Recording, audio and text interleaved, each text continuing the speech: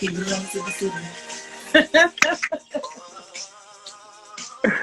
Ah, Good morning, Victor. good morning, darling. How are How are you? you? Well, it's afternoon where you Right, are. it's afternoon here. It's afternoon here, but And good I know morning that to you have a you. birthday party. First of all, happy belated birthday. Thank you. Thank you. Thank you. You know, Thank I'm you. surrounded by Leos. Currently, I'm at an Airbnb with two of my friends who are also Leos who just celebrated their birthdays. And we all did a COVID test to determine if we could come together and I celebrate. love that. And luckily, everyone's results were good. And so that is what determined where I'm at today. Yes, I love that. I'm doing something outside. I'm doing something at a just like a meetup at a park Okay. here in Atlanta. Tell everybody bring your masks, bring your hand sanitizer.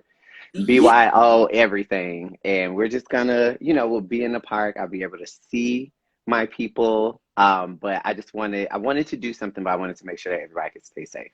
Yeah, of course, because Atlanta, you're not the first person I've talked to from Atlanta. Atlanta's got a lot going on down there. And, you know, of course, I see things on social media. It's Yeah, got a lot going on down there. So I'm glad that you're taking the necessary safety precautions to make sure yes. that you're good. Yeah, I don't want anybody coming for me when I post my birthday recap. So I You know, gotta make sure I it's say this getting now. hard. I was just telling one of my friends that, you know, this weekend is the first time I've really been out. Like, I haven't been out aside from grocery store runs Hmm. and maybe a walk around the park. And this Hmm. since March. Like, I haven't done anything. This is my first time really stepping out. And it's hard to think about how this is like August 2nd. Yeah. And I mean, the thing is though, like when you go out, you have on your mask, you have your sanitizer, you washing your hands every 20, like, I mean, every 10 Yeah. minutes, like so it is that thing of like, either I'm going to just stay home and stay in, or I'm going to subject myself to like all the rigor of staying safe while I'm out. So it is Even, really, it's not a win on either side. right. But you know what tears me up is that even with all of those steps in place, when you step out of the door, there's still no guarantee that Right, you won't get it. You know, right, and right. I had a family member, not to tell her business, but Hmm. a cousin of mine who essentially was doing the same things I was doing, just grocery store. Yeah, She still contracted it. So yeah. it's scary. But It's anyway, scary, yeah, but here we happy are. belated birthday. I was thinking to myself, I remember when I first met you, um, you were 29. When I first met you, now do Yes. you mind me telling the folks your age now? No, no, I don't mind. I'm So when I 35, first everybody. met Victor, he was 29 and now he just turned 35. Yes. And I remember that you were working on a project. Uh-huh. You might have been 28. I can't remember. It was I was 28 because it was when I was in LA. I was 2014, I came out to do the fancy video.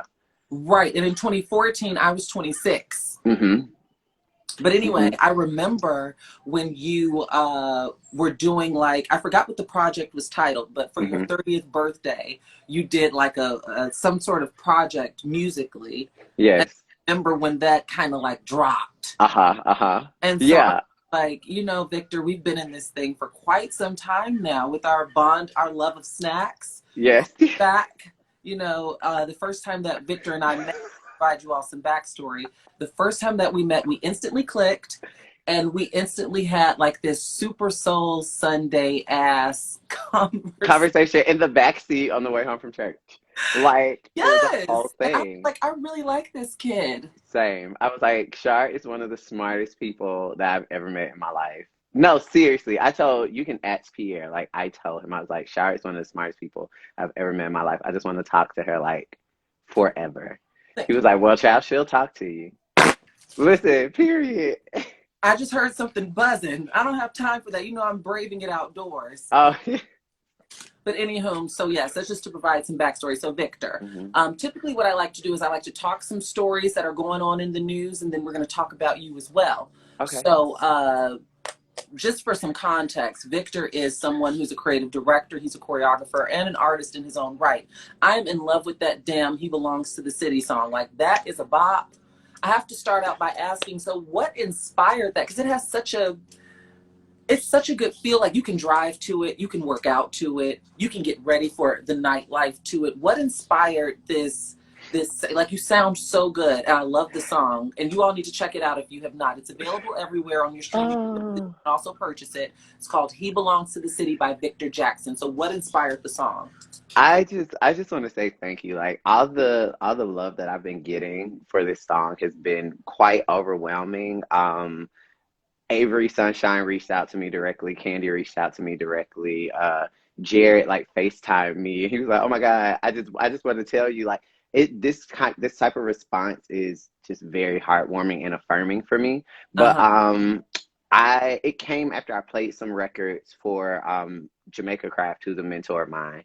And I was like, "Yo, I'm thinking about putting this out. I'm thinking about putting this out." And she was like, "You know what? I don't want you to put out anything else about like situationships or not having love or anything like that. Because before I had put out like Bust of Love, which is like I lost love, Layover, which is like we not really in love, but if you want to come over, you could come over. Venom, which is like, I I like, mean, I like, you know what I mean? Like it's the title is self-explanatory. So she was like, I just want you to write about liking somebody, about enjoying somebody, and who you are as like a black queer man, you speaking that into existence will not only manifest it for you, but it can show other people that it's possible too. And so I just went into I have a tendency to, I'm a musical theater kid, so I have a tendency to like go through my life and look for the drama. But okay. I unearthed a dramatic situation. A person I was dating when I turned 21 said they were going to come to my party and they didn't come.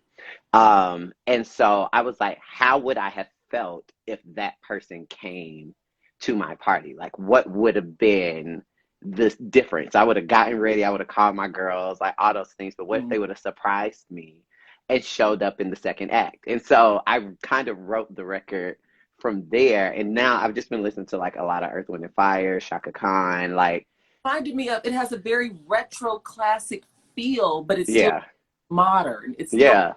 2020, but it has that very type, So yeah, I'm glad that it all came together and that people are like getting it. Like yeah. immediately, people are getting the references, people are getting the story. So I say it's a queer romantic comedy in an R&B groove, and that's how You I know, put it. strikes me is what you said about how this person that you were dating did not show up to your 21st birthday. And it's like those little traumas sometimes stick with us, because I was stood up on Valentine's Hmm. Day, sophomore year of high school. Oh wow.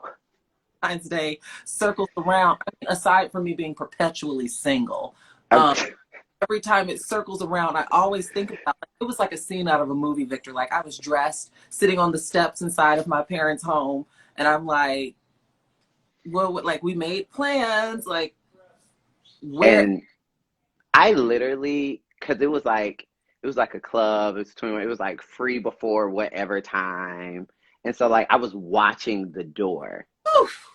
like the whole time, like waiting to see like if that person would come up. And they actually came with a Okay. group of friends after it wasn't free anymore. And I watched him and his friends decide not to come in Uh, because it wasn't free anymore. oh, okay.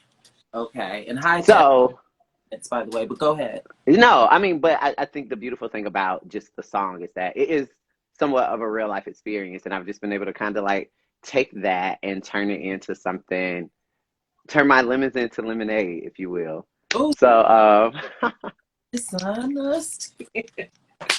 So tell me about, I know that you yourself have an Instagram series that you host called Fame Costs Conversations. yeah, What, yeah. Uh-huh. give me the lowdown on that. Fame Cost is like it's something that I put on t-shirts after I did the Candy Factory.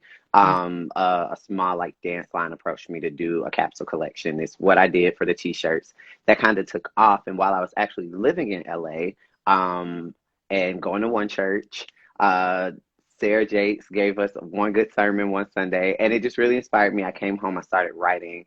God said start a podcast. I said I'll start a blog, and I did a blog, and then it kind of dissipated. And then, like 2 years ago, I recorded 3 episodes of a podcast. Jasmine Guy was a guest.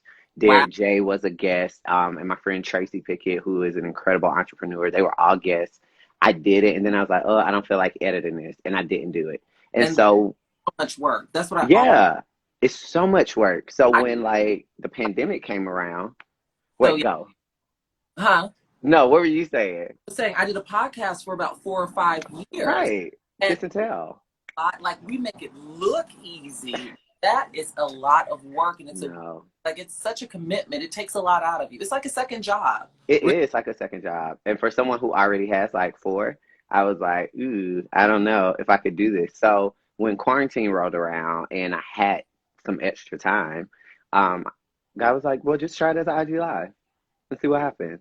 And it has been really cool. I've been able to have some great conversations with people who I know, people who I don't know, and just unearthing some jewels about what it means uh, to be a creative thinker today.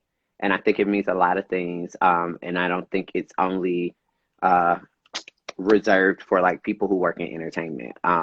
I know people across the spectrum of careers who think critically and creatively, and it has led them to where they are. So that's what Fame Cost Conversations is about.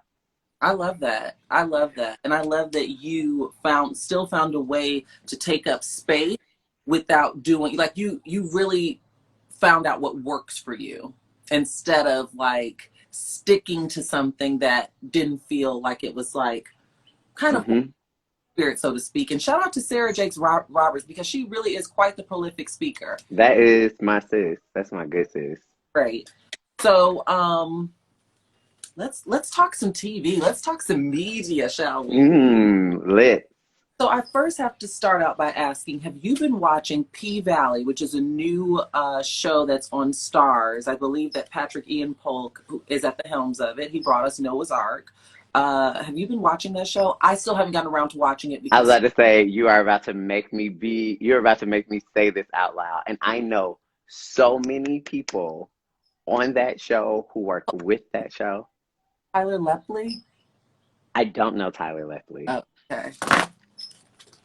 Uh, but I, shout out, I had to ask. Hi. I don't know Tyler. But hey, Tyler. But no, I have not sat down to watch it. I have not been watching a live TV period right now. The only thing that I have been watching religiously was RuPaul's Drag Race, All Stars. Okay. About your But shake. I did shout out to Shea Coulee, my queen. Oh, But yeah, I've heard nothing but good things about P Valley, and I will be settling in to watch it because there are so many incredible women that I know who work with that show and who are on that show, and they deserve all the support. They are all hardworking women who have been at this for a long time, and so I'm really, really happy to see them like living in their greatness. yeah. I have not seen it yet either. But you know what I did, and what I have seen about 2, 3 times. Black is King. Let me stand up so you can see this shirt. Oh, okay now. Oh, Um, because I am a Leo. But yeah, I only. it is incredible. Actually, I was having a conversation with a friend of mine yesterday, and I was saying it's a testament to what happens when Black women creatives have equity. Like when they have control of their narrative, when they have expansive budgets, when they have the opportunity to create what's in their heart, that's when you get Black is King. So And if what visuals from Black is King? um all the moments where like Blue Ivy and Sir and Rumi were able to like Fair. because it's legacy. Like that family has been like Matthew knows, hate him or love him, hate or love his practices, his exercises. He and Tina Knowles had a vision of legacy for their children. And to see Beyonce carrying that through in her art, just takes me out. Move Forever has been a bop, will be a bop, and it's like eternally solidified as a bop now. But Bigger, when the video first came out, I cried my eyes out. Every time I watch it in the film, I'm crying my eyes out. Like it's incredible from top to bottom. Okay, because personally, I cried maybe 3 or 4 times. I didn't know if it was the Chardonnay or if it was legit tears. because I stayed up to watch it. You know, on the West Coast, so it was midnight for us. It wasn't 3 a.m. like you Atlanta girls had to deal with. And I was up. But I watched, and I was, you know what? Little sidebar. I was telling my friends. Normally, I have issues falling asleep at night, but Thursday night, it was like 9:30. I was yawning, and I was like, I need to stay up.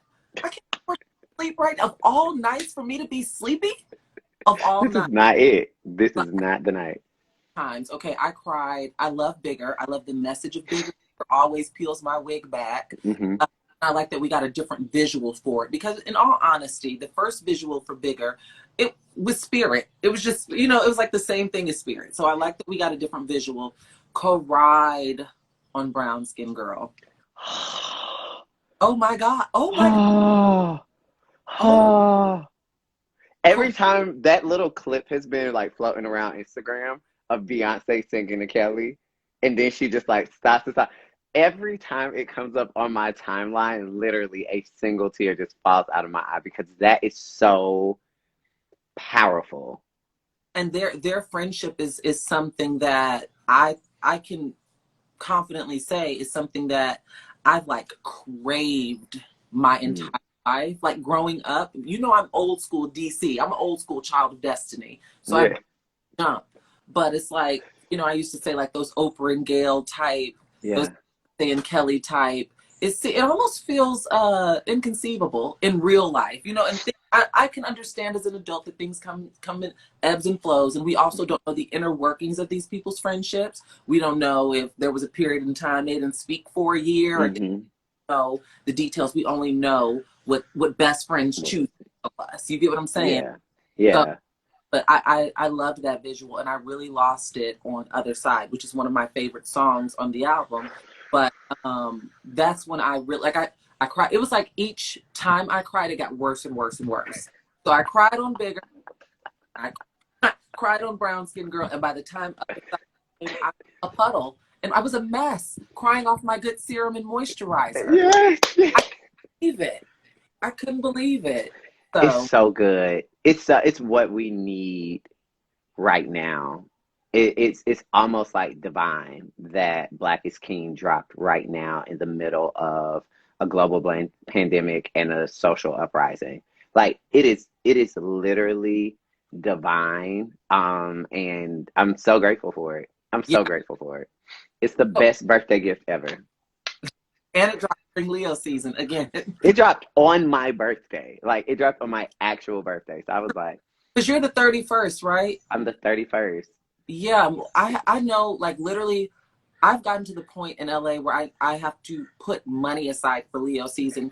I promise God, about 85% of the people that I know in Los Angeles are Leos. And a lot of them have birthdays on the same day or like Mm. back to back, like you and my friend Travell. You all Yes, our birthdays are on the same day. yes. And then my friend Anthony and Hmm. my friend Ira share a birthday. Like it's pretty bad. It's pretty bad. So like July to August, I know that I'm going to be booked.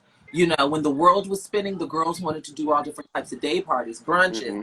all different rock climbing, all different types of stuff. So He's like, I learned to go with the flow with that. So you have worked as a choreographer. You've worked with Lil Wayne, Lil you've worked Wayne. with Iggy Azalea. I remember Hmm. working with her because I went to an award. I think it was the People's Choice Awards, Yes. um, and she performed, and you were Hmm. working with the gear up to that performance. So you Yes. Azalea, you've worked with my girl Candy. Hmm. Hmm. And you came to the dungeon.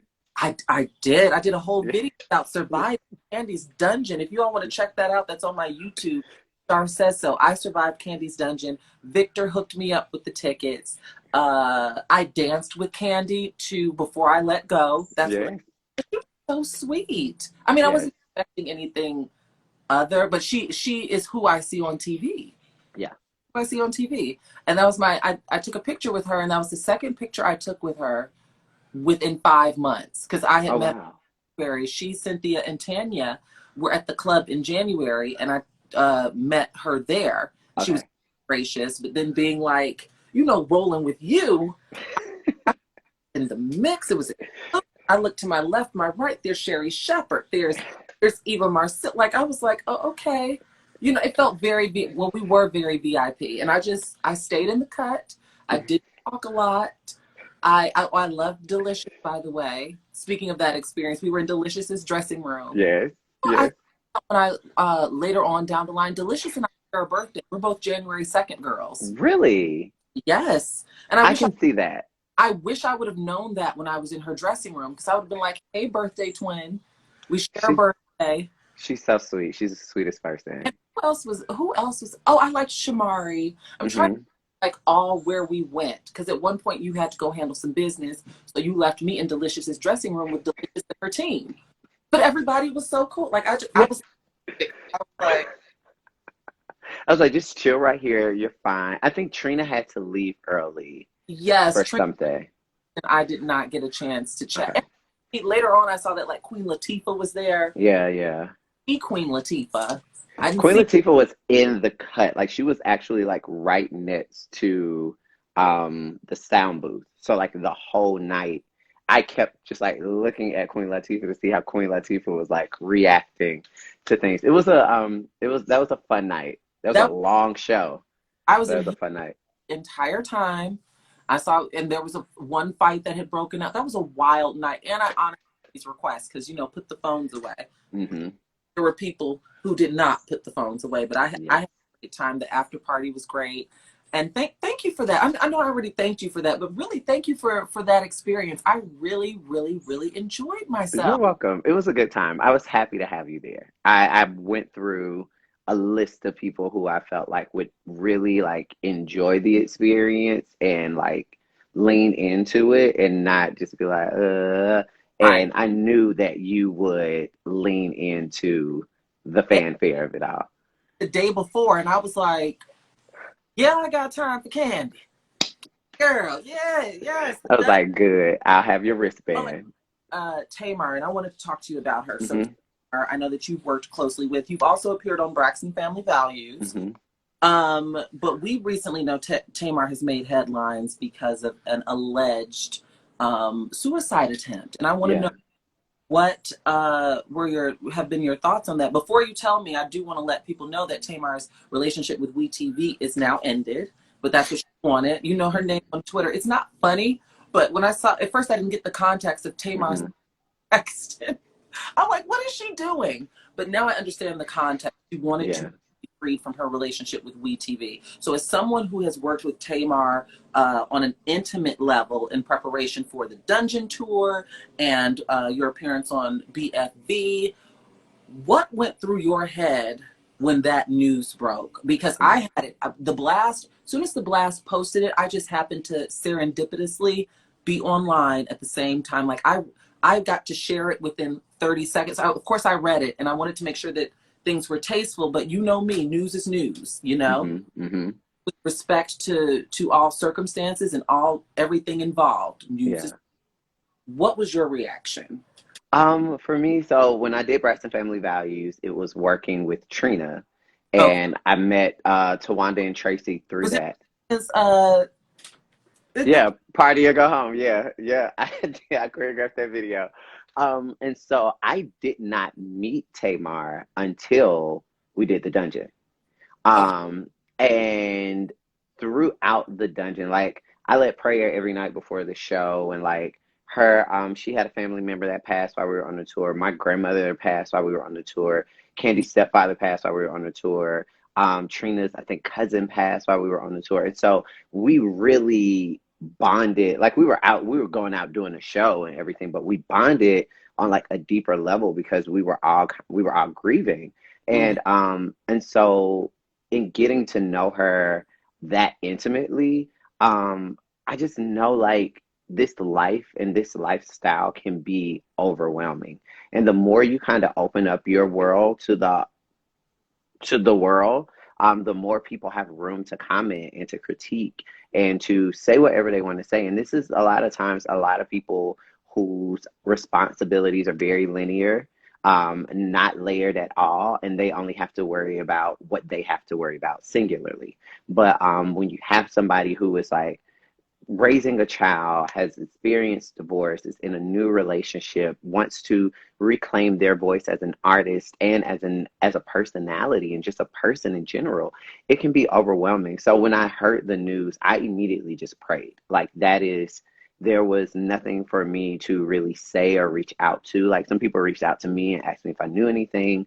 And I'm very close with a close friend of Tamar's, and I just even reached out to him and encouraged him, like not even in the context of Tamar, but just like him himself, because I feel like a lot of times we don't take the moments to encourage people sporadically and randomly, not when we hear that something terrible has happened to them, but just like when they drop in our spirit. And Tamar was somebody who I would just like shoot a text to every once in a while, and just like, hey, I love you. I work with Karen White, and I know like at one point Tamar was doing Superwoman in her sets, and so Yes. like when I Yes. was in rehearsal with Karen White, I was like, hey, I want you to FaceTime somebody for me right quick, and I text Tamar and I was like, hey, can you jump on FaceTime real quick? I got somebody who wants to talk, and I just like called them and I gave them the phone, and they even had like a moment. And so like I'm in the practice, and you know this about me, I'm in the practice of like making sure that people feel good about themselves, and people feel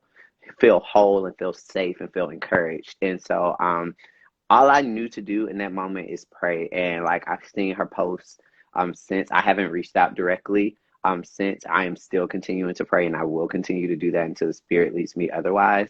But I feel like it's tough. It's tough out here for like people who are not on TV, and their entire family dynamic is not broadcast to the world. Like, so I can only imagine how insurmountable it can become for somebody who's in that situation. So I'm constantly sending her love. Yeah, and it's funny that you mentioned that because what just clicked for me is that for my 30th birthday, two of my friends, Nina and Kendall, surprised me with tickets because I said when I entered 30, I was going to be in full auntie mode. Give me the fuzzy navel wine cooler. You know what I'm talking about. I do. I know what you're talking.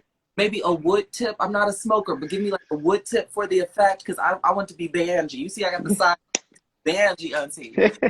But what happened was on my 30th birthday, Nina and Kendall surprised me with tickets. That was when the Dungeon Tour stopped in Los Angeles. I think they hmm got there, like, I mean, not the Dungeon Tour, the Escape Tour. hmm hmm I hmm gotten here like January 4th. My birthday is January the 2nd. Or maybe it was sometime after. I know it was in that time span. Yeah, yeah. For Monica, of course, she chews the stage every single time. I I miss live. OMG Girls. I think that who, oh no, no, or was it June's Diary? I Huh. missed them. Okay. But I saw Monica, I saw Tamar's set, and I remember she covered Superwoman there. Hmm. Of course, Escape, peeled my wig back until they played R. Kelly, but we could talk about that later. Fun fact, I actually grew up with Tamika and Latasha. Their dad was a minister at the church I grew up in.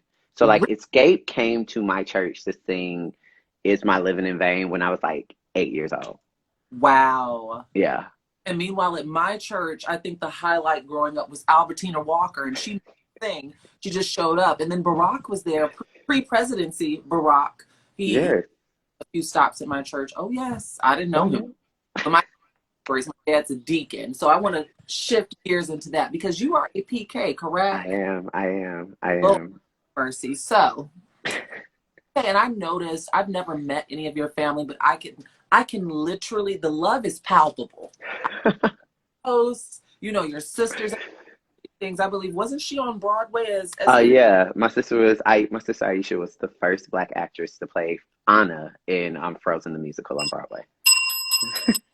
I mean, but I can literally like in you all's holiday photos and your family dinners. Like I said, the love is palpable, and I love that. I love to see things like that. So, how was and you're a very spiritual person. That's one of the things that we talked about Yeah. was are both black under the LGBT umbrella, but we still have like I'm a bit more agnostic in my Hmm. adulthood. Um, Hmm. I find that that's what works for me. Yeah. Traditional organized religion just doesn't really work for me at this current state of my life. I don't know if I'll Yeah. ever do it, but there are, I was raised in the church as well, and I have a lot of things that I'm still sorting through. I'll just Mm. put, Same. Same. You are yeah, not alone in that. Yeah. I got some things I'm still sorting through on a Hmm. personal journey. So that's what we're being agnostic. And those who don't know what agnostic means, it's basically like you acknowledge a higher power, but you don't subscribe to any sort of specific channel, like Yeah. specific religion. Even though you know what hasn't left me, Victor, is my love for gospel music. I can do without the sermons, but let me tell you something. The gospel music, I think, is just so ingrained in the seat of my soul that'll never go anywhere. Hmm. I Hmm. traditional gospel. Don't come, you know me. Don't come to me with all that new hippity hop type stuff. I need me some Richard Smallwood, some John P. some old school Kirk Franklin, and the list can go on and on and on. But I enjoy Yeah. choir. I enjoy Yeah. mass, Georgia, like, come on now. I Come don't. on now. I'm not a praise team girl. Yeah. With all due respect to Mary, and the Kiki Shears of the world. Mm-mm. Don't come to me with all of that in my God. I like I'm that's not a praise team girl, just sent me. Like, they just sent me. I'm a choir girl. I'm not a praise team girl. I need the praise team can be there, but I need the choir. Okay. I need the choir. And for a people that's like Brownstone, you know the R&B group Brownstone. I Great worked with Brownstone. sound like I, he's choir. If you can yeah, do, sign me up. So my question to you, how they has do sound like a choir. Sorry. no, Brownstone does sound like a full choir. Have you heard their grapevine? I worked with them for their Essence performance last year. Oh, really? Yeah, I did the choreography and creative direction for that. That you worked with. But I wanted to switch gears and talk, I guess, your family life. Hmm. So the love is palpable through the photos and stuff. How was your experience as far as like coming out, gender presentation with being a PK? Because everybody has a different story, but with you being a preacher's kid, what was that like, and how do you maintain what is spirituality? How does that show up for you? Hmm. Hmm. It was difficult. It was very difficult for me. A lot of pointed sermons, a lot of being sat down, a lot of being put on punishment, a lot of interventions and counseling and all those things to kind of. And at what age was this like brewing up for you? Was this like in your teenage years, preteen, like adult? As far back as I can remember, Mm, honestly. okay. And the more I grew into myself, the more it came. And so it has been very interesting. Honestly, like when moved out to LA, I had stopped, I pretty much stopped going to church. I was like, nah, and I woke up one morning and God was like, you need to go to church. And I was like, okay. And honestly, for me, Shar, like growing up in church, a lot of times I heard like, if you do R&B or if you work in secular music, then you're selling your soul to the devil. You're giving. Wait, what denomination were you raised under? Were you Kojic? Um, Kojic, Kojic, and then when my dad started pastoring his own church, his church is non-denominational.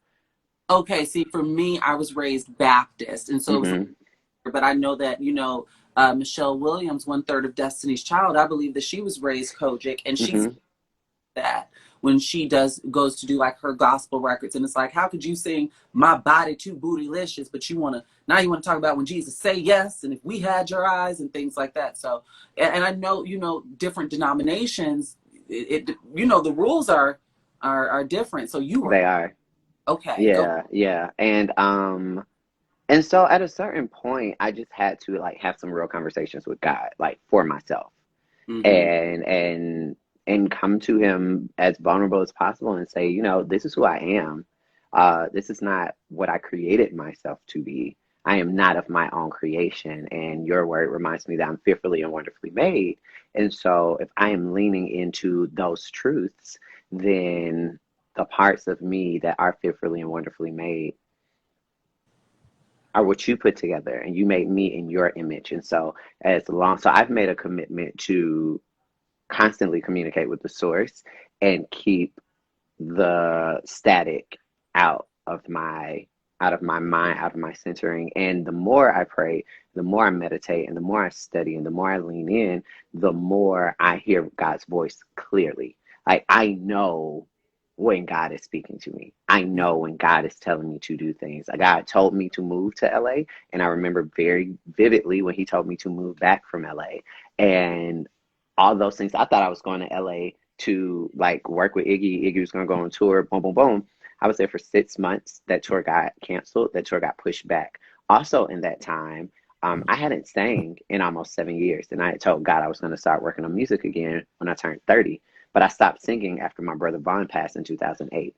And so I came to LA. While I was there, I joined the praise team at one church. You can attest to this. I sang twice before Mhm. I moved back. But we were in 3 months of like onboarding and rehearsals and everything. And Like God used, a fraternity or something like y'all. yeah. Yeah, like we were there. We had to get to rehearsal an hour earlier than like the people who were on the praise team.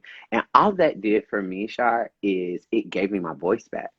Mm. And it prepared me. Like Bus of Love, the single you were talking about that I put out when I turned 30, it would have never came out if I didn't go through that period. And so all of those moments have popped up in my life over and over and over again. And I know that the alignment of my life is an affirmation that I am who I am, and I am who I am on purpose. Wow. It's so, I don't think, honest to God, Victor, I don't think I realized how short of a time you were, because it seemed in my memory, in my mind, it seemed so much longer than 6 months. And I was like popping in and out in 2014. Like I Okay. was there, I would be there for like a week or two, and but like being there, like living in LA, I lived in LA from January 2015 to June 2015. That's wild to me. And I just thought about, as you were talking, I'm like, oh yeah, we connected as well in New Orleans 3 years ago. Yes, yes, we did. Conference for National Association of Black, Hmm. which I think their conference is going on now, but it's digitally, and I'm not interested in that because I'm in DC for the first time this year. I was looking forward to that. I've Oh, that was gonna be great. never been to DC, but yes, we had a blast in New Orleans Yes, we had a great time. and went to some little. I remember getting fried rice. I had never had fried Yeah, rice. we went to some like little It was Chinese cute. spot. It was cute though. It was cute, and I eat a lot of Cajun Creole type dishes. I had never thought to do fried rice like what we know as American Yeah, Chinese food fried rice and put some crawfish tails in there. and it was what you needed. So when you were also speaking about your spirituality, it reminded me of kind of like Oprah's like what I know for sure, because I feel like that is the huge disconnect for a lot of Hmm. people who are not in these specific set of shoes that we're in. Hmm. Innately, we know it's like a spirit of discernment.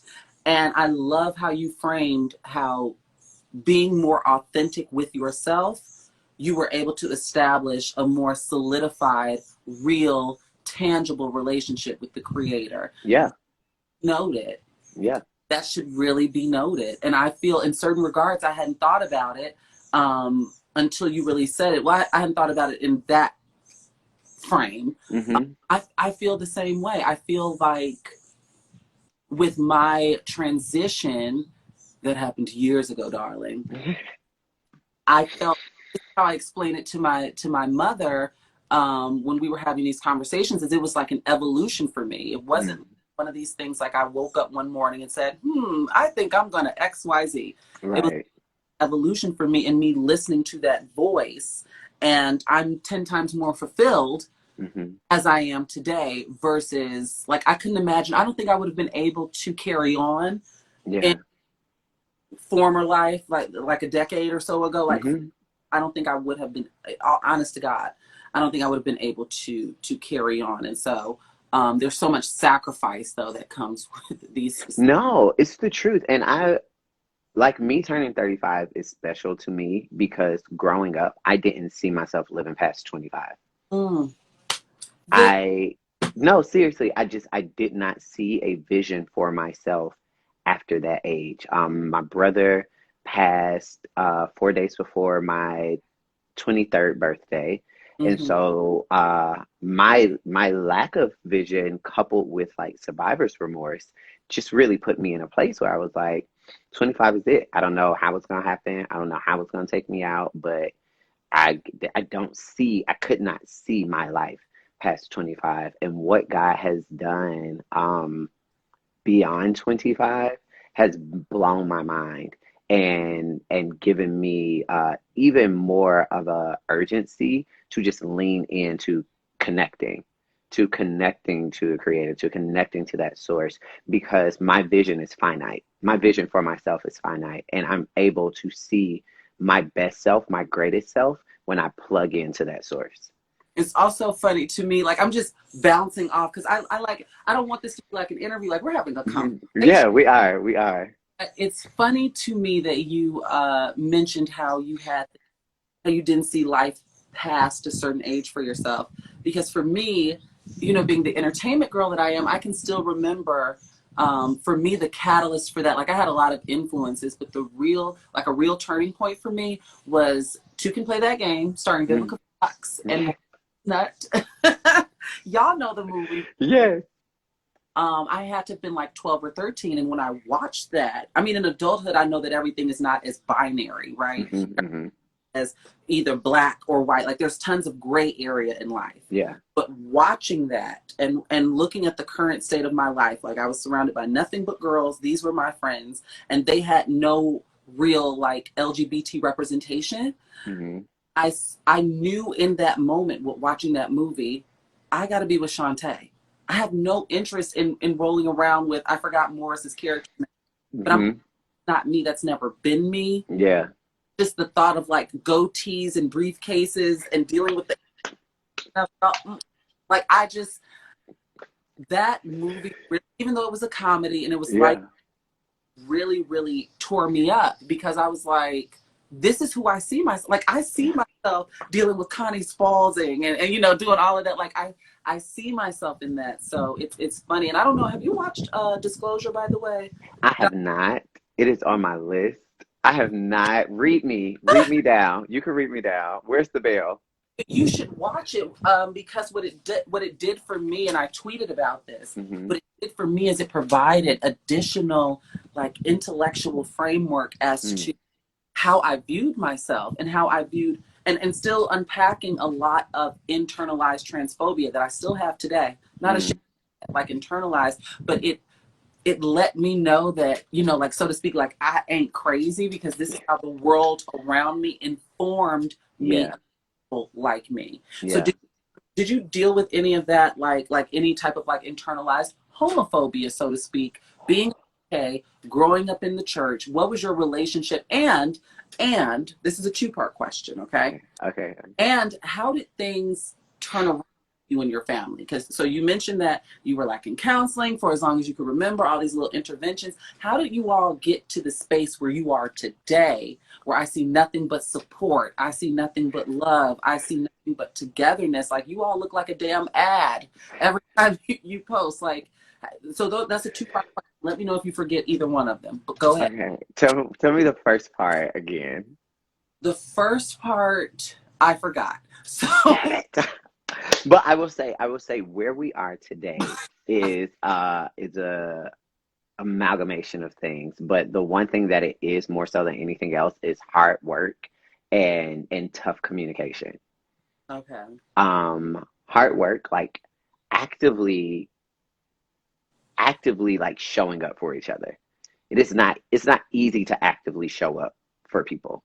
Mm-hmm. And that's not just in presence, it's also in like emotional support as well. Like it's not my mom, I remember she told me like after my grandfather passed while we were in rehearsals for the first dungeon.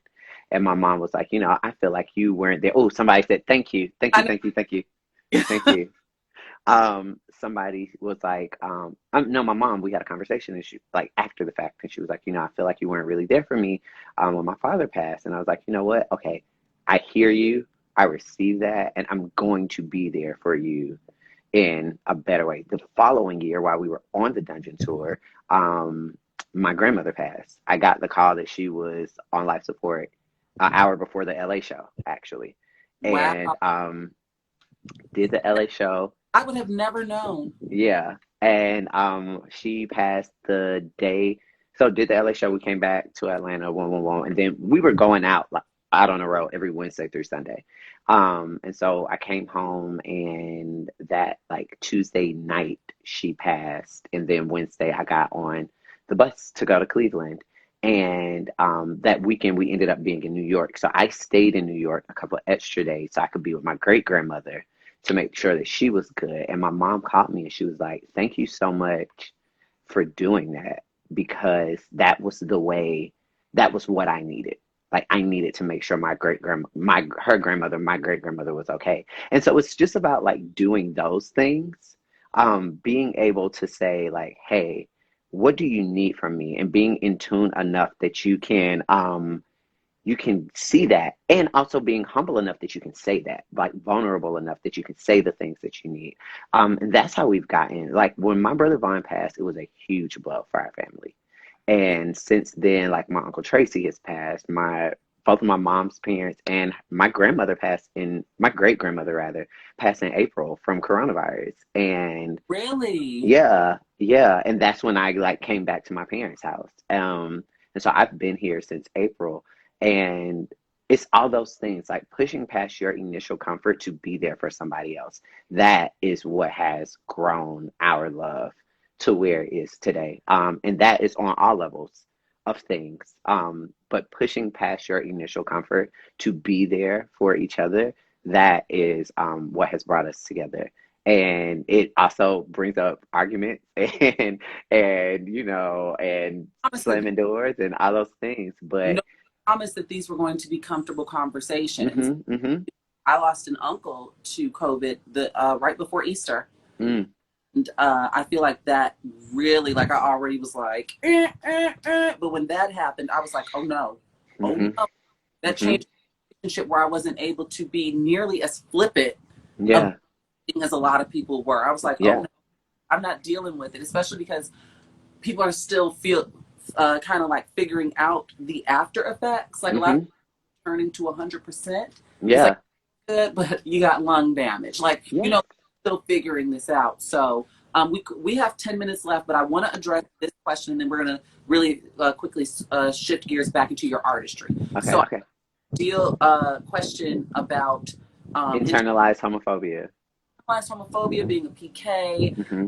growing up with all these interventions and therapy. Like, how did you reach this space of radical self love today, if that's something that I had to fight for it. I had to, all the moments when I second guessed myself, I had to weigh what's better for me to deal with the regret of hiding, or for you. me to deal with the backlash of presenting my full self. And every time that I presented my full self, it was as if God gave me like a gift of just saying like, this is what you get. There you go. There you go. I know that was hard for you. I know that was difficult for you. So let me give you this to just affirm you. And Mm. so every time that I think about those difficult moments, I also can remember the affirmations. And now I'm getting to a point in my life where the affirmations are starting to match the trauma. Um, and they're starting to like cancel each other out. And so I'm seeing how much further I get when I lean into the fullness of who I am. And it's difficult. It's difficult for me to say He Belongs to the City is the first song that I've written, or the first song that I've released rather, where I refer to a love interest with male pronouns. Oh, I never had to before. I just didn't, I wasn't opening my mind up to even that structure of writing. It was like Butts of Love was very much about love. Layover was very much about situationships. Venom was very much about arguments, and they were all in these very blanketed ways of like good songs, but yeah. not me leaning into my own truth. And there have been people who have listened to He Belongs to the City and be like, I thought you was talking about you. it's another man. And I was like, yes, I'm talking about another man. And there's even freedom in that. And I feel like the outpouring of love that I've gotten from the record is yet another affirmation of what treasures are there for me when I lean into my truth. My God, today. Mm. Oh, you're just so good, Victor. You're so good. You're so good. So, I want to spend these last 8 minutes talking about your artistry. So, Hmm. He Belongs to the City is your latest single. Like I said, Hmm. it's available on all streaming services. You can go purchase it. Are we getting an album, an EP, an LP, like, or is this just? Are you just taking your time and taking it as it comes? Funny thing, fun fact, another fun fact. I recorded He Belongs to the City last October. What in the Um, kettle and coffee is going on? I recorded it last October for me to do a release last November. Then I saw a video of me performing He Belongs to the City at a show in November where I said it was coming out on an EP in January. Then I get all these things just pushed around, pushed around, pushed around, and I stopped forcing my art, and I stopped forcing the evolution of my purpose. And Mm. I said, you know what? My gifts are timeless. My gifts are for an appointed time. And so I will not, in the finiteness of my human mind, force things. I will release. I will give thanks for the inspiration. I will Mm. do my part. I will do my work, and then I will let my faith work for me.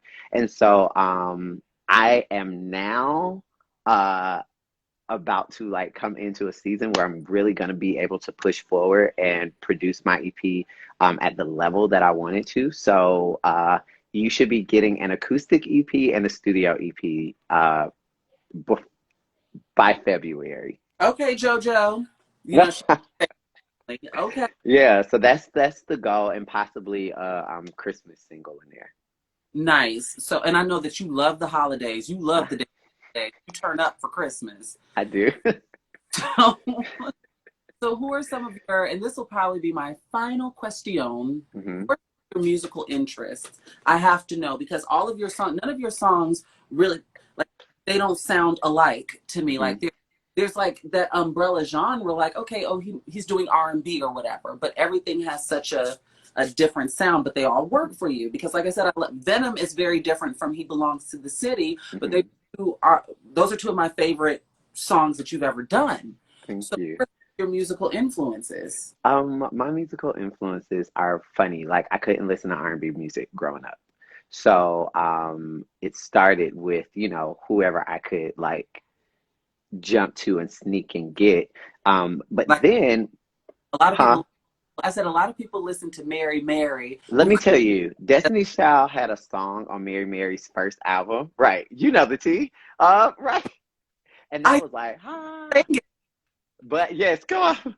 But Destiny Child was like from I the Writings on the Wall album changed my life. Let's just say that. Let's say that.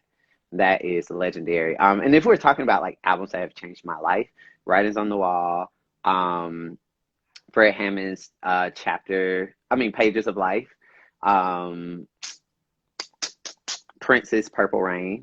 Mm-hmm. And then like lately, I have been really leaning into Anita Baker, Earth, Wind and Fire, Shaka Khan have been like in me. And then like working with because like I said, I've worked with Karen White, I've worked with Brownstone, I've sat in on some In Vogue rehearsals, I've, been around, sat in on some Keith Sweat rehearsals and some Johnny Gill rehearsals and some BBD rehearsals. And so this 90s moment, the music that they were making was so great and it was such an amalgamation of like the musicality of the 70s and the 80s. And so the music that but I'm also from Atlanta. And so it's like Monica, Usher, TLC, Outkast, and so because Black music is so vast and my interaction with Black music has come from church, has come from work, and has come from like growing up in College Park.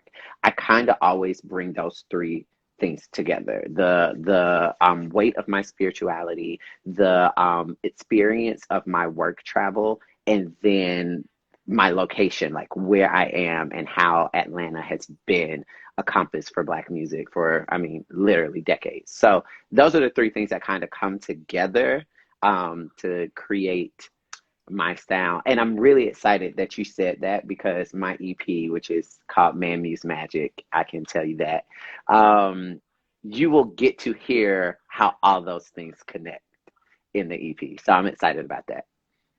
Well, I'm looking forward to that. Victor, thank you for this conversation was so fulfilling, like I knew it would be. You're such a good. I'm so happy that you invited me. It's been a while since we've had one of these types of conversations. I hate that it's only confined to a damn hour, but I know you got things to do. I got things to do. I wanted to be respectful to the time so that I you stay appreciate it. ready, get to your destination, I appreciate it. out of this place and go home soon. I want to thank you for joining me for this is my third installment, I think. Well, technically my third, but really my second of Sundays with Shar. And next week, you all, I'll be back at 11 a.m. Pacific Standard Time, and we're going to have actress Christina Elmore, who played Condola on Insecure. She'll be here next Sunday. So I'm Yeah. looking forward to that conversation. We're talking friendship, the Mm, ups and downs of friendship. So, Victor, thank you for joining me. I love you to the moon and back. I love you beyond. We will be in touch, and I'm going to put Yes. this on TV. So, Okay, and I'll repost it. And then I need to have you on a Hot Topics edition of Fame Cost Conversations. love to see it. Let's make it happen. You are. You know the number. I got you. I love you so much. I love you as well. Bye-bye now. Bye, babe. And happy birthday. Enjoy your party. Thank you. Thank you. Bye. Bye.